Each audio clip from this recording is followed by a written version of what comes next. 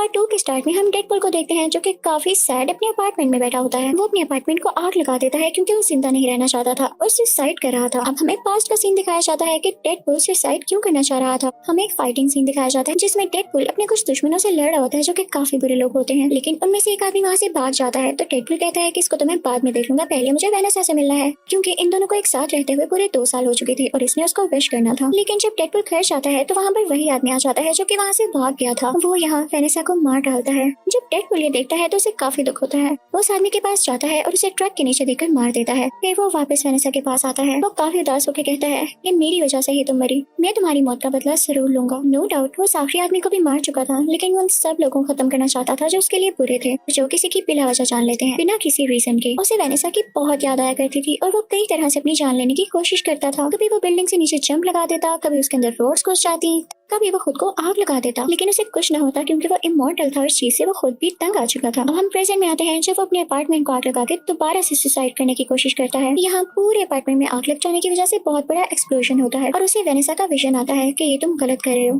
तुम्हारा काम ये नहीं है। लेकिन इसी के साथ ही डेडपूल की बॉडी के टुकड़े हो जाते हैं। तभी कुछ टाइम बाद वहाँ पर स्टील मैन आता है और उसके बॉडी पार्ट्स देख के उसे एक सैक में डालकर अपने साथ ले जाता है और फिर उसे छोड़ देता है। जब डेडपूल की बॉडी हील हो जाती है तो वो बिल्कुल ठीक हो जाता है और अब वो उदास एक काउच पर लेटा होता है कि तभी उसके पास स्टील मैन आता है और कहता है कि तुम क्या कर रहे हो, तुम तो इतने पावरफुल हो और बनो भी। आज के बाद यही तुम्हारी फैमिली है और तुम हमारे साथ यहीं पर रहोगे। उस घर में 2 लड़कियां और होती हैं, एक वही टीनेजर जिसके छोटे बाल थे और एक पिंक बालों वाली लड़की। अब सीन यहाँ से दूसरी तरफ शिफ्ट होता है जहाँ पर हम एक ह्यूज आदमी को देखते हैं जिसकी एक आंख में लेजर जैसा कुछ था और उसके हाथ में घड़ी थी। जब वो उस घड़ी को मूव करता है तो वो कहीं जगह पर आ जाता है। वहाँ खड़े वो 2 आदमियों से पूछता है कि ये कौन सा साल है, मैं किस ईयर में हूँ, लेकिन इससे पहले कि वो आदमी कोई जवाब देते वो उनको मार कर उनकी गाड़ी लेकर वहाँ से चला जाता है। अब सीन दोबारा से वहाँ शिफ्ट होता है जहाँ पर वो चारों रह रहे थे, यानी डेडपूल, स्टील मैन, पिंक बालों वाली लड़की और वो टीनेजर। ये सब अपनी टीम को एक्स-मैन की टीम कह रहे होते हैं। अब टीनेजर स्टील मैन से कह रही होती है कि आपको बहुत ट्रस्ट है ना डेडपूल पर, मुझे तो डेडपूल बिल्कुल भी कंसिस्टेंट नहीं लगता है, ये कुछ भी ठीक से डिसाइड नहीं कर पाता, कभी सुसाइड करने की ट्राई करता है और कभी कुछ ज्यादा इमोशनल हो जाता है। तो डेडपूल फौरन से बोल पड़ता है कि तुम लोग परेशान नहीं हो, मैं खुद को ठीक करूंगा, मैं जितने दिन इस घर में रहा मैंने बहुत कुछ सीखा और हम बहुत अच्छी एक्स-मैन टीम बनेंगे।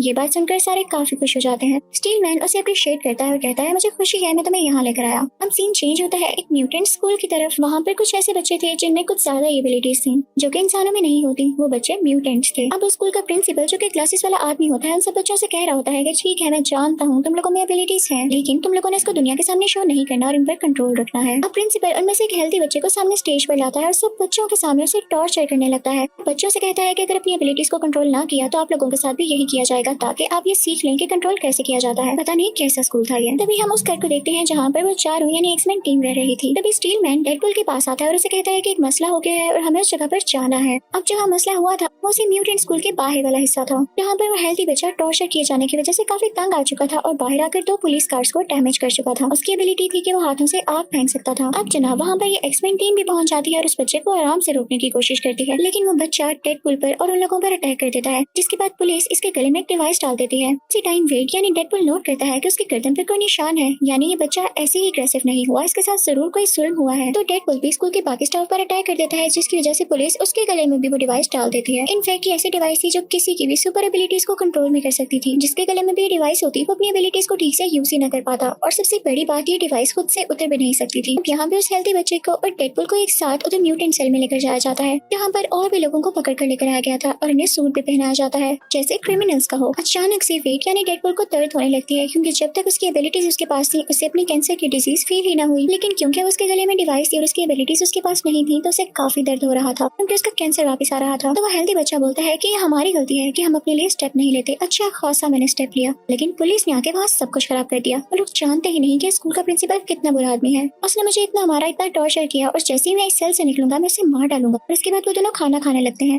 तभी वहाँ पर वो अजीब आदमी आ जाता है जो कि लोगों से ईयर का पूछ रहा था और उसकी आंख में कुछ चमक रहा था। वो उस हेल्दी बच्चे की तरफ पॉइंट आउट करता है कि मुझे ये बच्चा चाहिए। वेट यानी डेडपूल कहता है कि मैं तुम इस बच्चे को हाथ पे नहीं लगाने दूंगा और इसी के साथ उन दोनों में लड़ाई शुरू हो जाती है। लड़ते लड़ते डेडपूल ग्रिल से नीचे गिर जाता है और शुक्र है कि उसके गले से वो डिवाइस हट जाती है और उसमें उसकी एबिलिटीज दोबारा आने लगती है। उन दोनों में दोबारा से फाइट होने लगती है। वेट उस आदमी से पूछता है कि तुम्हें मसला क्या है, तुम्हें वो बच्चा क्यों चाहिए। तो वो आदमी अपना नाम केबल बताता है और कहता है कि पहले तुम बताओ, तुम उस बच्चे को जानते भी नहीं और फिर भी उसे बचा रहे हो। तो वेट कहता है क्योंकि उस बच्चे को ये लगता है कि मैं उसे बचाऊंगा और मुझे उसकी होप नहीं तोड़नी। तभी वेट को दिखता है कि केबल की पॉकेट में एक बॉम्ब है, तो उस बॉम्ब को उस बिल्डिंग में एक्सप्लोड कर देता है और वेड और केबल दोनों ही बाहर आकर गिरते हैं। वेड बाहर बेहोश हो चुका था, तभी उसे ख्वाब में वेनिस आती है, जो उसे करेज देती है और कहती है कि यही चीजें तुम्हें पावरफुल बनाती हैं। और तब वेड को होश आ जाता है। वहाँ से वेड सीधा उसी बार में जाता है और अपने दोस्त से कहता है कि मैं एक बच्चे को बचाना चाहता हूँ। तो उसका बाहर वाला दोस्त कहता है कि ठीक है, हम एक टीम बनाकर उसको बचा सकते हैं। वहाँ पर वही टैक्सी ड्राइवर भी होता है। अब हम दोबारा से उसी हेल्दी बच्चे को देखते हैं जो कि अभी तक म्यूटेंट सेल में ही होता है, और वहाँ पर उसकी दोस्ती एक काफी खतरनाक और काफी बड़े म्यूटेंट से हो जाती है। दूसरी तरफ वेड उस बच्चे को बचाने के लिए 6 लोगों की टीम बनाता है, जिसमें 5 लड़की और एक लड़की होती है। उन सबकी अलग अलग एबिलिटीज होती हैं। लड़की की ये होती है कि वो किसी को भी अपनी बातों में फंसा सकती थी। एक आदमी ऐसा था जो कि इलेक्ट्रिसिटी को कंट्रोल कर सकता था। एक आदमी ऐसा था जिसके मुंह से एसिड निकलता था। एक ऐसा था जो कि गायब हो जाता था, यानी इनविजिबल। एक ऐसा था जो कि इस दुनिया से नहीं था और उसमें एबिलिटीज भी इस दुनिया की नहीं थी। और एक मूंछों वाला आदमी जिसके पास कोई एबिलिटी नहीं थी, तो उसे सिर्फ फॉर्मेलिटी के लिए रख लिया गया था। दूसरी तरफ हम केबल को देखते हैं। वो वेड के बाहर वाले दोस्त को किडनैप कर लेता है और उससे पूछता है कि मुझे बताओ कि वो म्यूटेंट बच्चा कहाँ पर है, साथ ही साथ वेड चाहता क्या है। तो वेड का वो बाहर वाला दोस्त काफी डर जाता है और उसे सब कुछ बता देता है, और ये भी कि वेड के क्या प्लान्स हैं। अब वेड को खबर होती है कि उस म्यूटेंट बच्चे को किसी दूसरे सेल में शिफ्ट कर रहे हैं, तो इसके पास अच्छा मौका था उस बच्चे को बचाने के लिए। तो अपनी सारी टीम को पैराशूट्स पर लेकर उड़ता है और उन पुलिस कार्स का पीछा करने लगता है जिसके अंदर वो म्यूटेंट बच्चा था। उस टीम में से सिर्फ एक ही लड़की होती है, वही कर्ली बालों वाली लड़की, जो कि पुलिस की कार में बैठ जाती है। अब बाकी लोग भी उस कार के अंदर जाना चाहते थे, लेकिन उनसे पहले ही केबल अंदर चला जाता है और उस कर्ली बालों वाली लड़की से लड़ाई करने लगता है। लेकिन तभी वहाँ पर डेडपूल भी आता है, जो कि अपनी साथी को बचा लेता है। इतनी देर में उस म्यूटेंट बच्चे ने अपना ग्लास चैम्बर खोल लिया होता है और साथ ही साथ वो उस म्यूटेंट को भी बचा लेता है, जो कि काफी जायंट था और उससे दोस्ती कर ली थी उसने।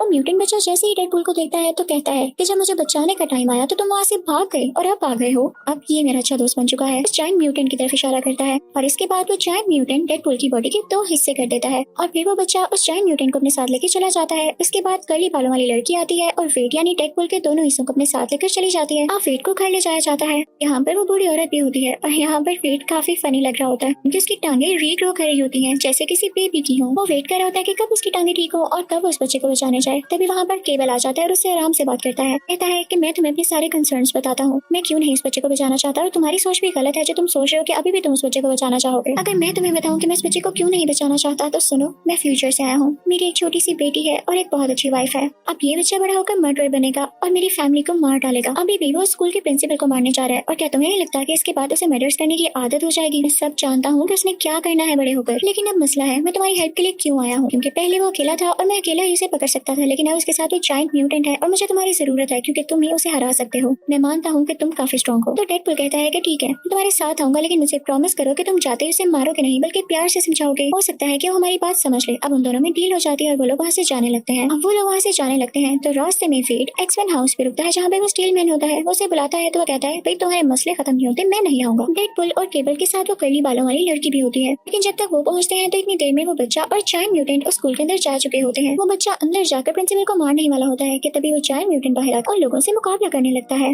लेकिन वेड, केबल और वो कर्ली बालों वाली लड़की मिलकर भी उस जायंट म्यूटेंट का कुछ नहीं बिगाड़ पा रहे थे। अभी वहाँ पर स्टील मैन आ जाता है, यानी था वो भी दिल का अच्छा करना चाहता था वो मदद, लेकिन उसमें सेल्फ रिस्पेक्ट थोड़ी ज्यादा थी, जो कि अच्छी बात भी है। वो आकर उस जायंट म्यूटेंट से लड़ने लगता है और कर्ली बालों वाली बच्ची स्कूल के अंदर चल जाती है ताकि उस बच्चे को रोक सके। वो अंदर जाकर पहले तो सारे बच्चों को वहाँ से बाहर निकालती है। अब केबल और डेडपूल उस बच्चे के पास आते हैं। बाहर स्टील मैन के पास वो टीनेजर भी आ जाती है और वो दोनों मिलकर उस जायंट म्यूटेंट को मार डालते हैं। अब वो बच्चा प्रिंसिपल को अंदर मारने ही वाला था, तो ये देखते हुए केबल उस बच्चे को मारने लगता है, लेकिन डेडपूल उसे रोकता है कि तुमने कहा था कि हम इसे समझने का एक मौका जरूर देंगे, इसे एक चांस देंगे। अब डेडपूल उस हेल्दी बच्चे को समझाने लगता है कि देखो, अगर तुम प्रिंसिपल को इसलिए मारे हो कि वो तुम लोगों को टॉर्चर करता है, तो तुम भी उसे मारने के बाद एक मर्डरर बन जाओगे और कोई तुम्हें अच्छा नहीं समझेगा, तो उसमें और तुम में फर्क क्या रह जाएगा। इसी के साथ उस बच्चे की तरफ बढ़ता है और उसे कहता है कि मैं तुम्हें हमेशा से बचाना चाहता था, इसीलिए तो यहाँ पर आया हूँ। लेकिन उस बच्चे को डेडपूल की बातों पर यकीन नहीं आता। अपने हाथों से आग निकालता है और उसे जोर से पुश करता है जिससे वो दूर जाकर गिरता है। अब डेडपूल जब गिरता है तो उसे काफी दुख होता है। वो अपने गले में वही डिवाइस पहन लेता है। हेल्दी बच्चे से कहता है कि ठीक है, अगर तुम्हें शक है कि मैं तुम्हें कोई नुकसान पहुंचाऊंगा तो ठीक है, मैंने डिवाइस पहन ली, मेरी सारी एबिलिटीज खत्म हो गई, अब मैं मर सकता हूँ तो तुम मुझे मार लो। लेकिन केवल इसी के साथ ही उस बच्चे को शूट करने लगता है, वो गोली चला देता है, लेकिन तभी बीच में डेडपूल आ जाता है, गोली उसको लग जाती है। यहाँ पर हेल्दी बच्चा फौरन से वेड के पास भाग कर आता है और उसे सॉरी कहता है, लेकिन अब काफी देर हो चुकी थी।